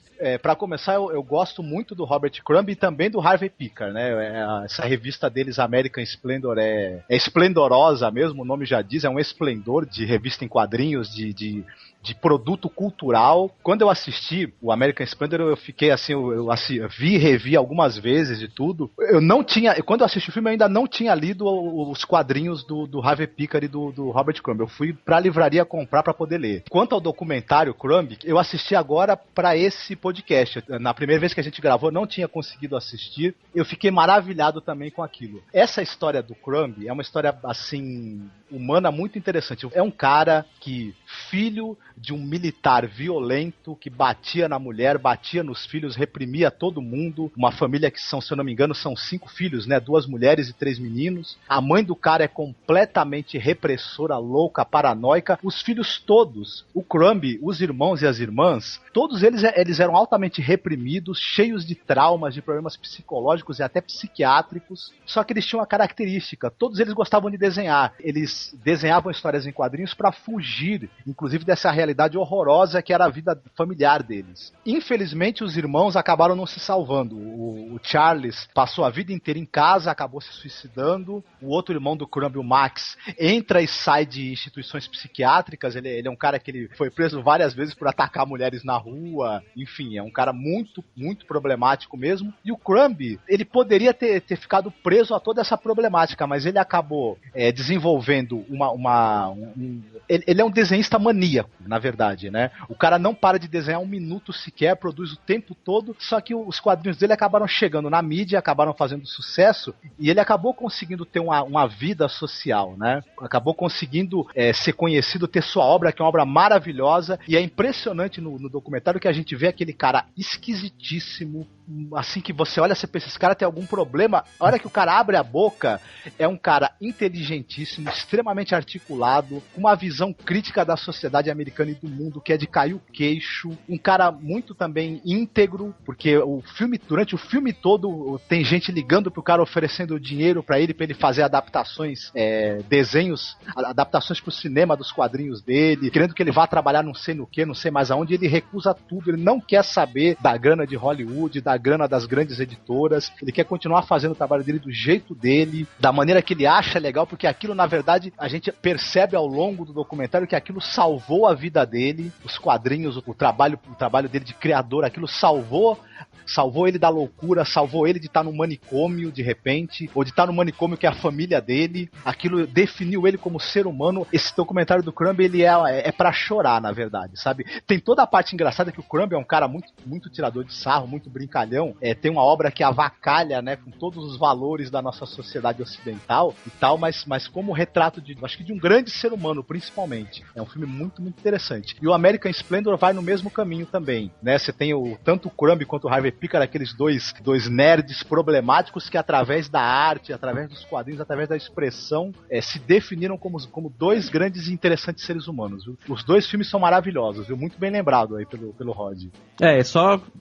Lembrando que tem os livros do Crumb pra vender aqui, né? Acho que saiu o Book of Genesis, acho que dá pra achar o Fritz the Cat. Uhum. A editora Conrad, ela andou lançando bastante coisa do Crumb. Você tem o Fritz o Gato, você tem Blues, né, também, que é um outro livro dele muito bacana. O Zap Comics foi editado também aqui no Brasil pela editora Conrad. O American Splendor também, a revista, uma coletânea dela editada também. Tem bastante coisa do Crumb e do Harvey Pekar pro pessoal conhecer. E olha, vale muito a pena, viu? O pessoal gosta de falar que muita gente acha o Will Eisner o maior quadrinista americano. Eu, infelizmente, gosto muito do Eisner, mas eu acho que é o Crumb e olha, e não tem pra ninguém. Não fala mal do Eisner, não.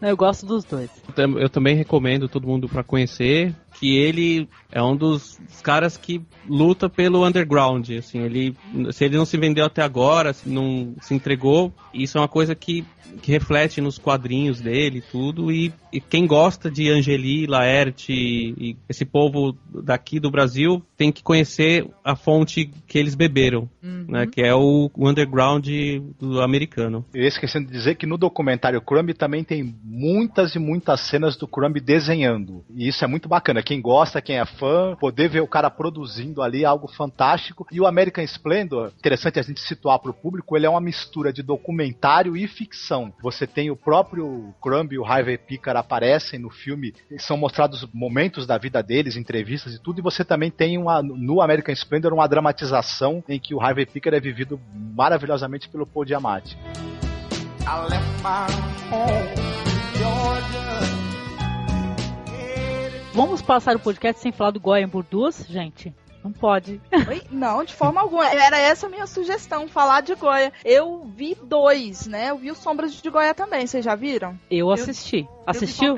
Ah, então. É legal porque é o seguinte, eu já li alguma coisa, assim, antes de começar a falar. O que o Sombras de Goya tentou fazer, o Goya Burdus fez. É isso mesmo, Angélica. Os Fantasmas de Goya, ele é um filme de 2006, gente. E ele ficou no histórico. Ele ficou no histórico e jogou Goya pra lá pro canto, sabe? Goya ficou lá como um coadjuvante de menor extensão, servindo pra nada. Apenas como um pano de fundo ali pra historinha de amor que vai surgir entre a Natalie Portman e o Javier Bardem, né? Que é entre um homem do clero e uma menina que é pega, não por engano, ela é pega para a Inquisição. Você teve a impressão que esses Sombras de Goya, o pessoal tentou fazer o que também foi feito ali no Moça com Brinco de Pérola? Ah, tentou demais, né? Porque é a história de um quadro que Goya estava pintando esta menina, a Inês Bilbatua, eu acho, Inês Bilbatua, estava pintando essa menina e pintando ela também como um anjo, um afresco da igreja, e a partir daí os fatos começam a se desenrolar, né? Que aí ela é presa pela Inquisição, pelo fato de judaísmo, não é? De exercer o judaísmo. É, porque ela não aceitou um pedaço de carne de porco, é isso? Isso mesmo, e a igreja que estava ali querendo voltar com a Inquisição, ela viu isso como um ato que deveria ser julgado. E aí a menina passa por inúmeros atos de tortura, ela é estuprada lá dentro por esse homem do clero, que vai pra França e volta todo fresco com o iluminismo, né? E aí pronto, aí começa toda a revolução lá na cidade para que todos aceitem o iluminismo, cai o poder da igreja. Então é um filme histórico, gira por aí, esses fatos maiores, aí essas revoluções, até aparece um pouquinho Napoleão e tudo mais, é uma aparição terrível também. É um filme, para quem quer entender contexto histórico, tendo Goya como mais um personagem. Então, e eu gosto pra caramba desse cineasta, o Milos Forman, né, gente? Que ele é maravilhoso. Só que, é assim, enquanto você não assistiu Goya Burdus, As Sombras de Goya é aceitável. Mas na hora que a gente assiste, não dá, gente. É por isso que eu tô falando muito mal.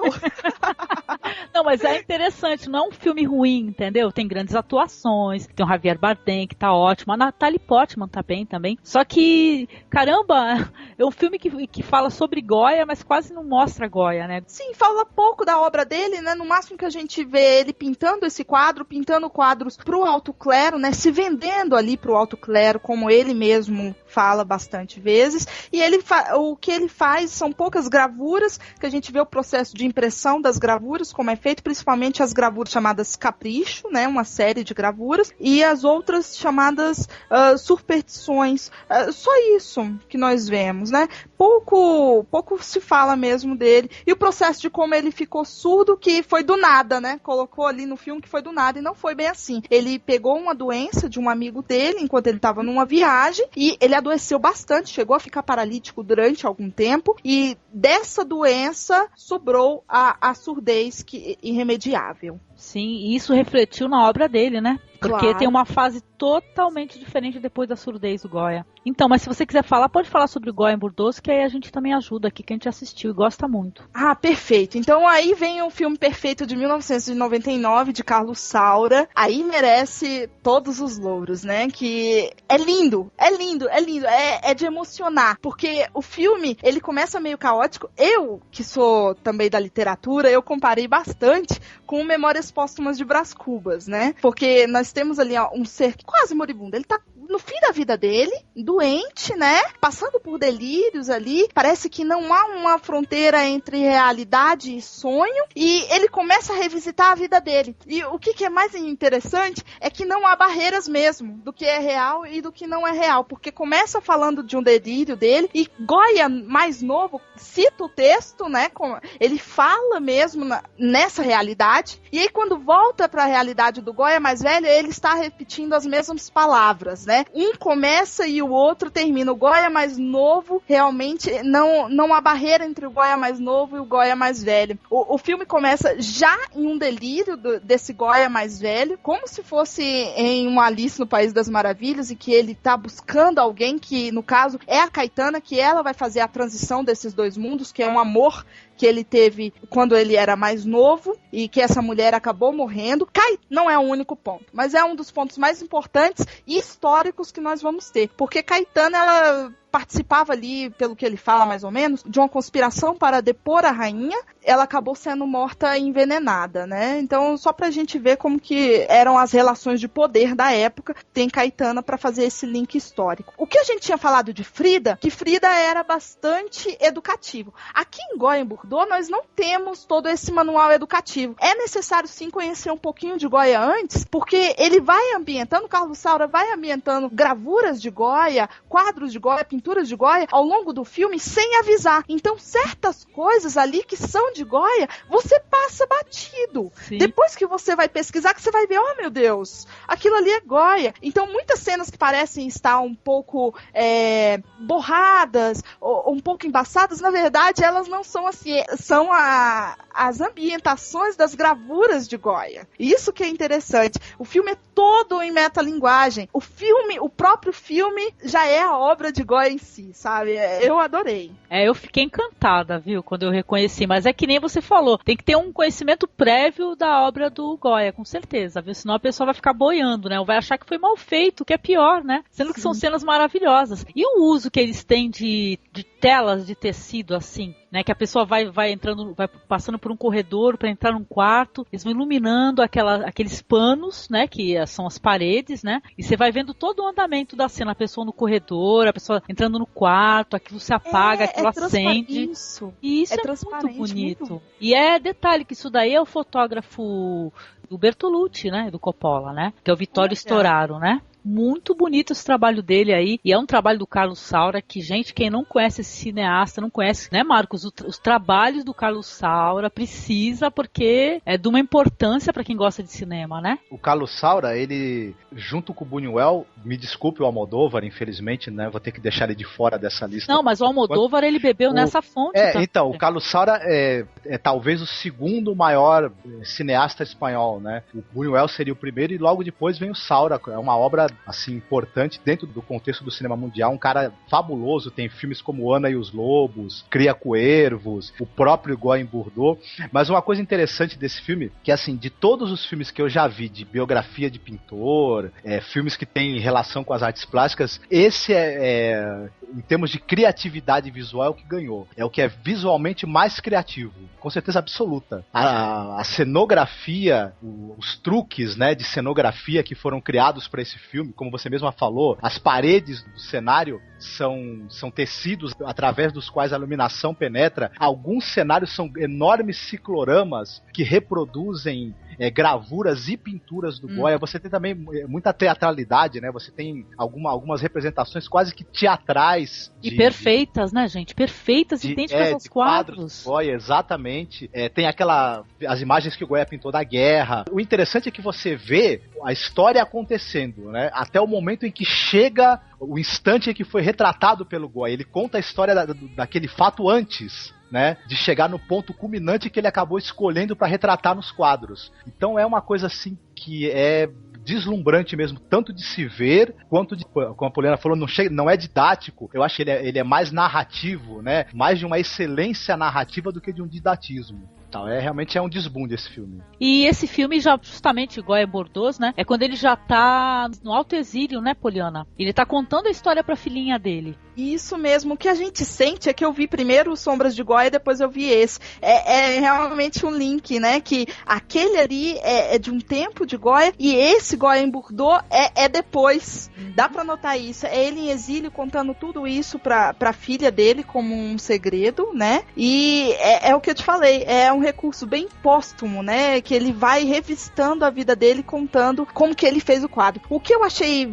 só para complementar um pouquinho o que o Marcos falou, que o Marcos estava falando sobre como ele chegou em um determinado quadro, é que é bem interessante quando ele vai falar de um quadro de São Francisco. Vocês lembram disso? É aquele que Sim. tem um efeito de luz que mostra outra situação? Não, esse daí é a Dama Desnuda.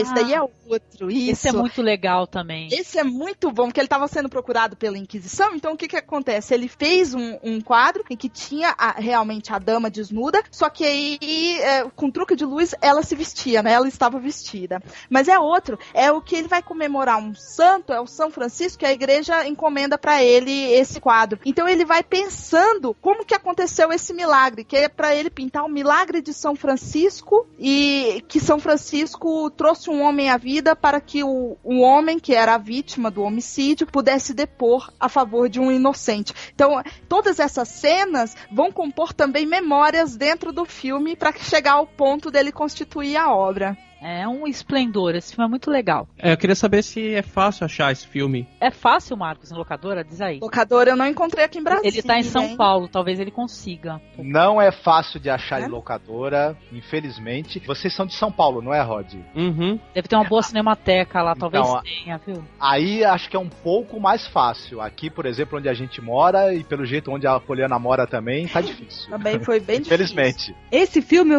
não vi ele inteiro. Eu lembro, vocês falando da parte dos tecidos, eu lembrei que eu vi um pedaço na casa de uma amiga minha, mas não vi inteiro e fiquei com isso, sabe assim, essa coisa, parece teatro. E eu nunca mais vi e se perdeu, assim, ficou, né? Então eu queria ver ele inteiro de novo. Vale muito a pena, viu? Vale a pena, vocês vão gostar do que o pessoal usou. Nossa, não acredito, olha como ele tá usando a luz. O Goya Bordeaux é que nem a gente comentou. A gente assiste o Sombras de Goya e a gente gosta. Eu gostei do Sombras de Goya. Mas depois, quando você assiste o Goya Bordeaux, você fala, sinto muito, Milos Forman. O Sombras de Goya é bacana. Agora o Goya em Bordeaux é pra pirar, né? É pra pirar, cara. Aí é mais legal. Opa. Quem procurar biografias de pintores, de escultores, enfim, filmes que tenham relação com artes plásticas, em primeiro lugar que vai ter a chance de assistir algumas obras que elas são muito bonitas e inventivas visualmente. E vai poder entrar em contato também com a vida de pessoas que eram grandes inteligências, grandes sensibilidades, né? E isso é sempre muito interessante e muito enriquecedor. Então esse nicho do cinema aí, que retrata a vida dos grandes artistas, é algo que vale muito a pena conhecer, sabe? Tanto como quem gosta de cinema, como quem gosta de arte, ou como quem quer refletir um pouco, né? Sobre o que é bonito, o que é importante e pungente nessa vida. Então, é isso.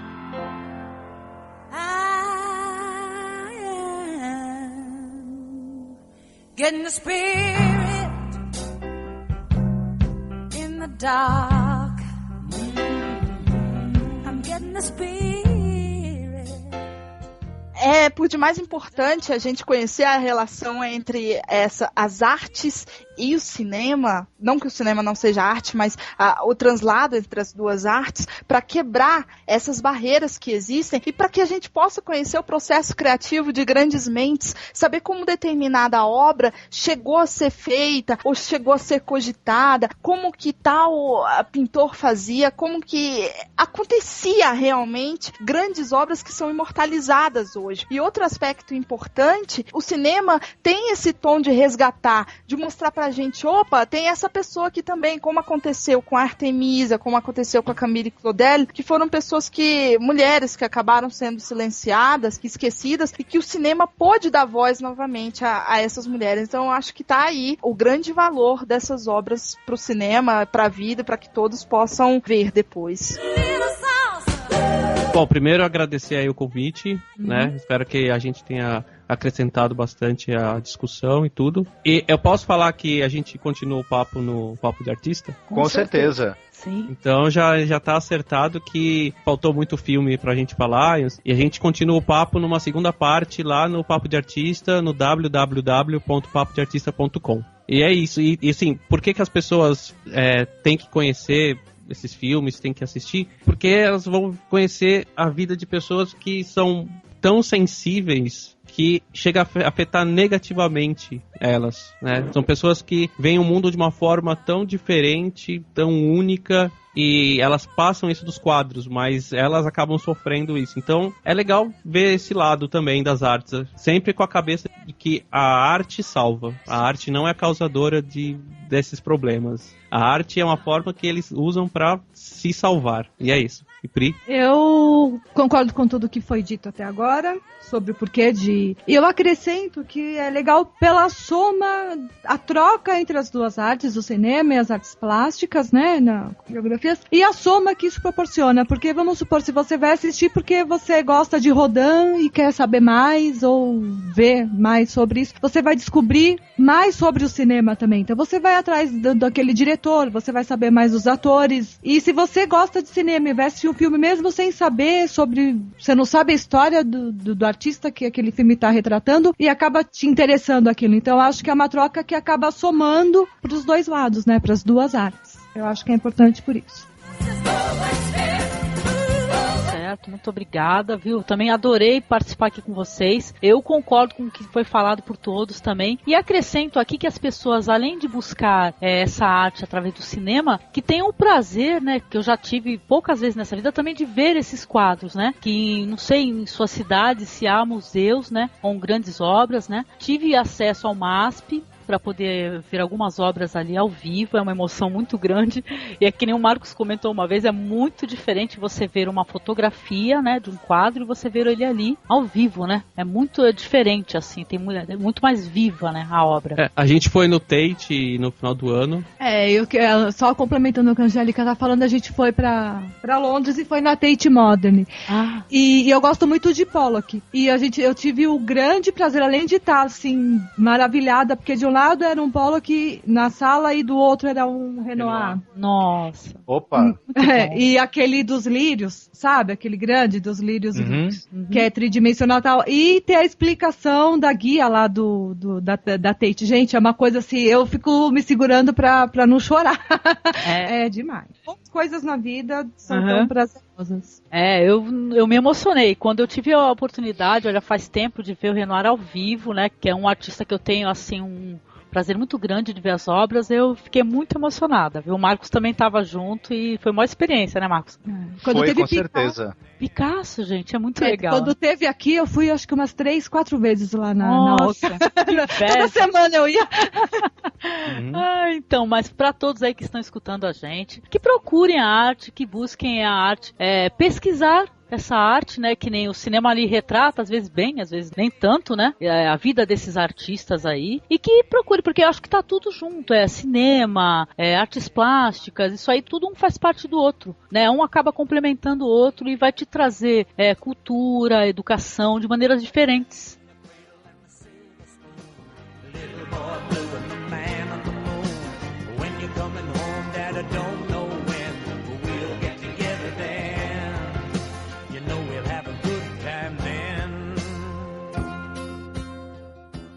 Quem quiser mandar e-mail pra gente, pode mandar e-mail para contato.cinemasmorra@gmail.com. Muito obrigada, viu, Rod? Muito obrigada, Priscila, por participar desse bate-papo aqui com a gente. Pessoal, visitem lá o Papo de Artista. O Rod sabe, é a segunda vez que a gente tenta gravar esse podcast, que a primeira vez deu problema, e eu acho que de repente até foi melhor, né, Rod? O que tu acha? A gente tá mais, né, à vontade?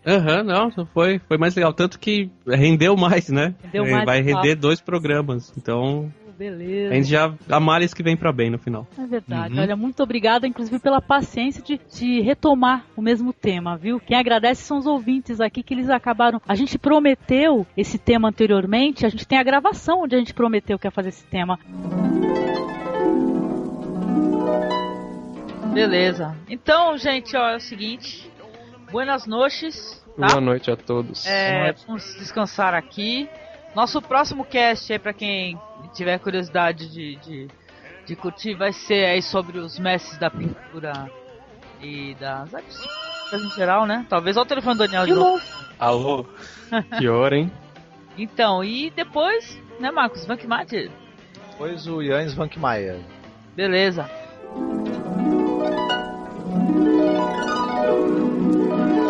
E depois a gente gravou e acabou dando problema e perdemos, né? Quer dizer que tá aí, foi feito, né? Tá aí, olha, muito obrigada a vocês por resolver participar novamente com a gente, tá? Obrigada, Poliana, por participar aqui. Eu que agradeço, Angélica. É sempre bom manter uma conversa tão boa com vocês. Olha, uma honra pra gente. Marcos, muito obrigada, viu? Valeu aí as suas indicações também, querido. Quer falar alguma coisa pra eles? Obrigado a todos os participantes, a você, Angélica, a Poliana, ao Rodrigo, a Priscila. Foi um papo delicioso. Espero que a gente realmente continue ali no Papo de Artista, né? Faça essa segunda parte, que ainda tem bastante conversa pela frente, viu? Tá certo, então. E é isso, gente. Mandem e-mails, comentem. O comentário faz parte, tá, do podcast, tá? Priscila, qualquer hora aí, quando puder, vem gravar Mulherada com a gente de novo.